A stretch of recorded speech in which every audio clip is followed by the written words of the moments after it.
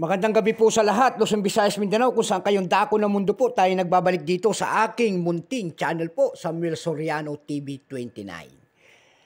Ayan po, nagbabalik tayo ulit. Ayan, magandang gabi po sa lahat ng kolektor, kung saan kayong dako ng mundo po, lalong-lalo na ang aking mga subscriber po. Ayan, maraming salamat po, ayan. Maraming salamat din po sa nanonood doon sa aking FB page po. Thank you so much din po. Ayan. Yung mga hindi pa po nakapag-subscribe dyan at gusto ang ganito mga topic po about coins ang ating mga pinag-uusapan at ito ay ating hilig pangungulikta ng barya. Ayan po, sari-saring barya ang ating kinokolekta. Ayan. Baka pwede makisuyo sa inyo po. Ayan, baka mamaya makita nyo ang aking vlog sa inyong mga wall sa YouTube channel. Ayan po, baka pwedeng pakipindot naman po sana ang ating notification bell, subscribe and like para ma-update po kayo sa mga latest ko pang gagawin mga video po. Ayan. Magandang gabi po sa lahat. Kung saan kayong dako ng mundo po. Lahat ng kolektor po. Ayan. Magandang gabi po sa lahat. Ang pag-usapan po natin ngayon ay pera po ng ibang bansa. Ayan. Pera po ng Canada. Canada. Nasaan ka na? Canada. Ayan. Ayan po, ang pera po ng Canada. Ang ating pag-uusapan po, $1. World coins po, ayan. Bago tayo magsimula sa ating talakyan, kilalanin mo muna natin siya. Siyempre, issue po, Canada. Queen Elizabeth II, 1952 hanggang 2022. Ayan. Period, standard circulation coins, years 2006 hanggang 2012. Value nito, $1.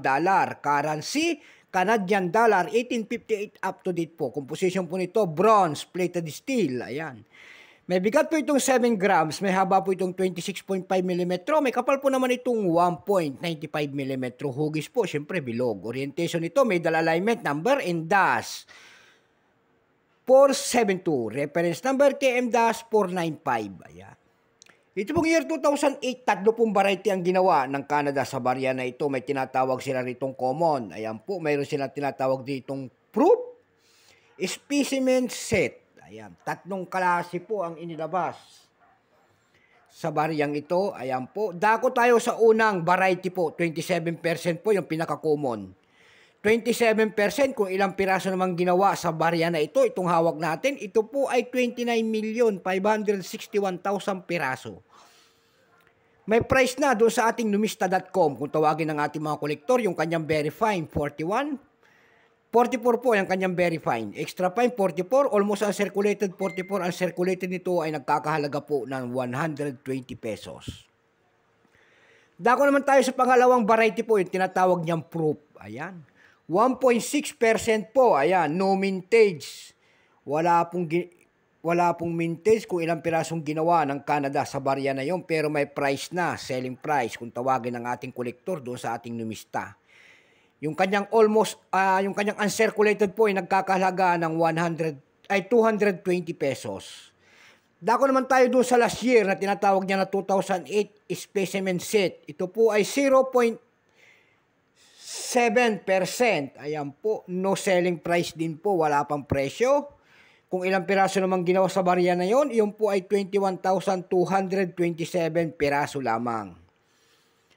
Ayan. Dako naman tayo sa kanyang price, itong hawak natin, doon sa ating ebay.com. Ayan po. May nagbebenta na nito ng $4.25. Mayroon tayo nakita doon na $13.75.